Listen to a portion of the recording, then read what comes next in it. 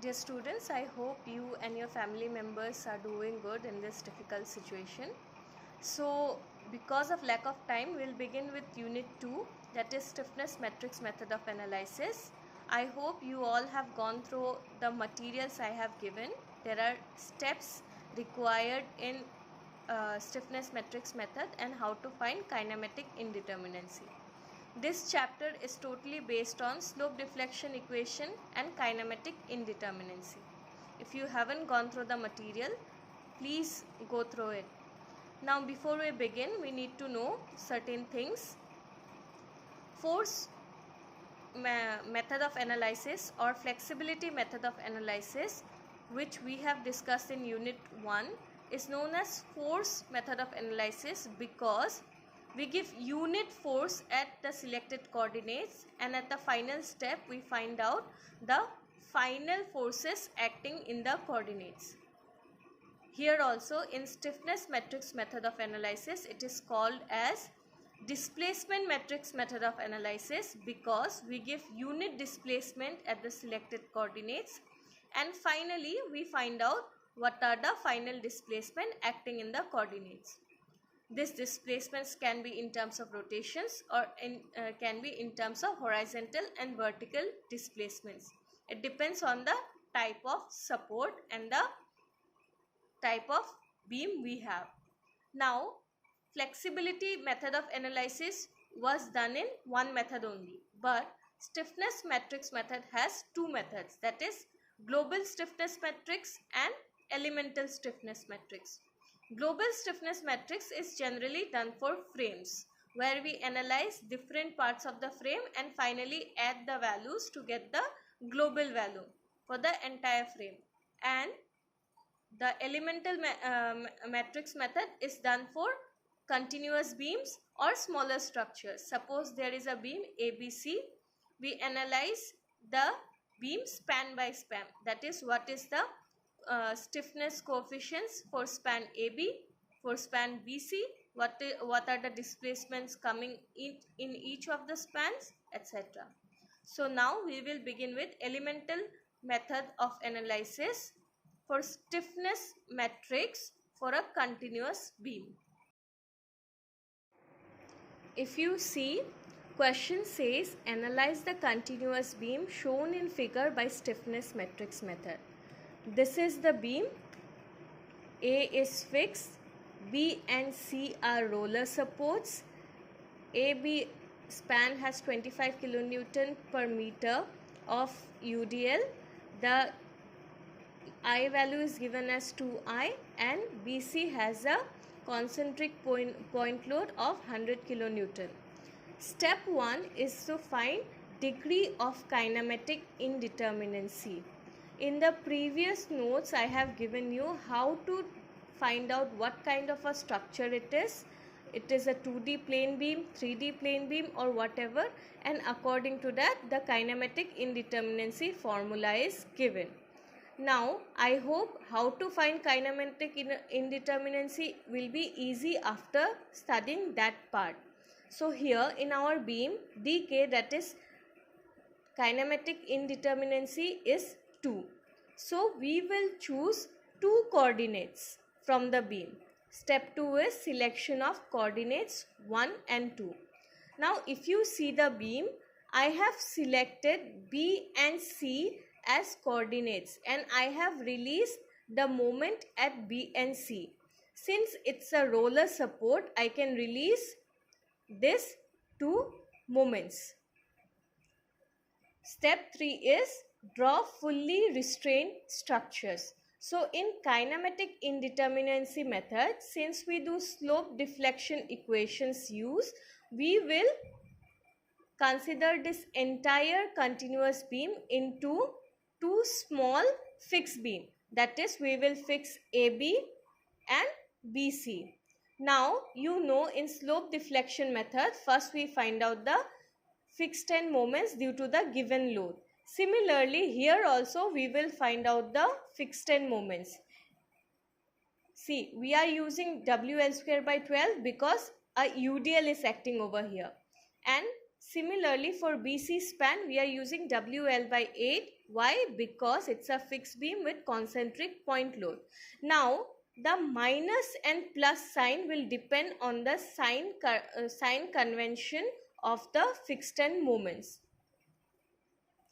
Now, once this fixed end moments are found out, we will have to further progress how, that is, our point of concern is B and C point. So we will find out the total moment at B and C. Since B is considered as coordinate 1, we will name it as F1L, that is summation of MFBA plus summation of MFBC. We found out the value. Similarly, F2L means final fixed end moment at coordinate 2, that is C. So the only fixed end moment acting here is MFCB. So we wrote down the values. Step 4 is very simple, that is using equation of slope deflection. We will find out the stiffness matrix C. Stiffness matrix is also known as displacement method of analysis. So what we will do is, first we will select the coordinates and we will give deflection one by one. Now in step 2, if you have seen, we have released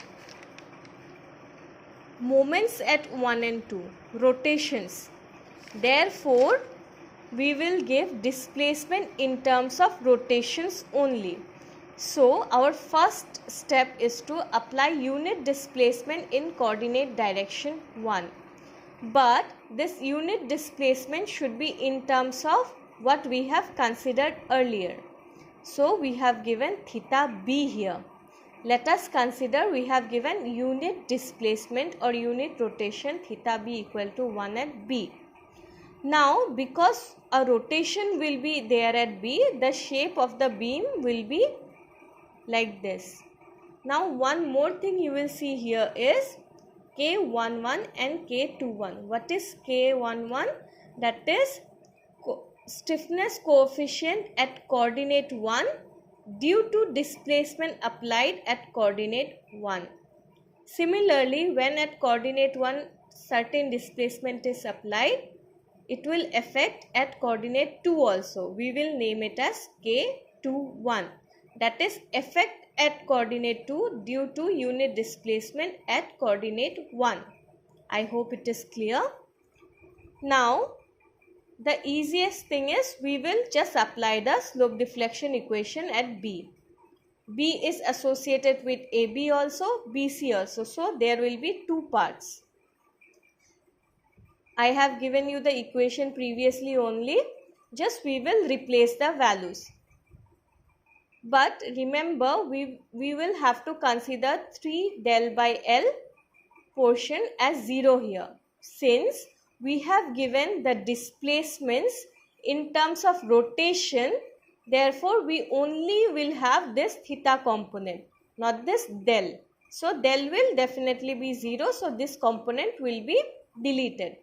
We will just replace the value theta b is 1 and theta a and c is 0. So we will get K11 and K21. Remember, while finding K21, we just have to consider BC part because C is not dependent on A and B.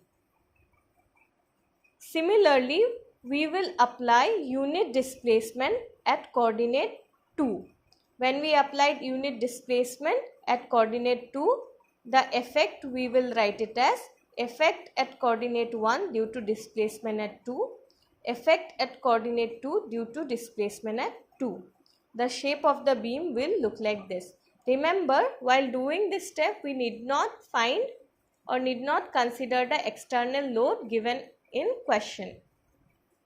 We will just apply the slope deflection equation. K22 is about point C, so we just have to consider BC part. Similarly, K12 also effect at coordinate 1 due to displacement at coordinate 2. Now, when we apply rotation at C, it won't have any effect at A, right? So we can omit this part and we can just consider this part. Therefore, we will just have a simpler equation. After the replacement is done, we will get all the stiffness coefficient. Step 5 is assembling the matrices. Already we know the equation of equilibrium. We have K matrix. We will have to find del matrix because it is displacement method, and we have FL, which is found in the step 3. Now this capital F is nothing but externally applied joint force if it is given in question. In our question, any external force is not given which will act at B and C, so we will consider it as 0. We will replace all the values in the equation and we will find del 1 and del 2. Now, if you remember, in step 2, we took the redundants as rotations, right? So whatever displacement we find from this step will be in terms of rotation. Theta B is equal to 0, theta C is equal to minus 50 by EI. Now the final step is finding final moments. Here also we will use slope deflection equation. MAB is equal to MFAB plus twice EI by L into 2 theta A plus theta B minus 0. 0 because del part won't have any effect. We will replace the values and we will find the final moments at every point, since you are familiar with slope deflection method, and finally we will draw the black BMD. Now this red BMD you are seeing is because of the external load given in question. This is because of UDL, this is because of the point load. This is the simply supported BMD and this is the fixed BMD, the final BMD which we find.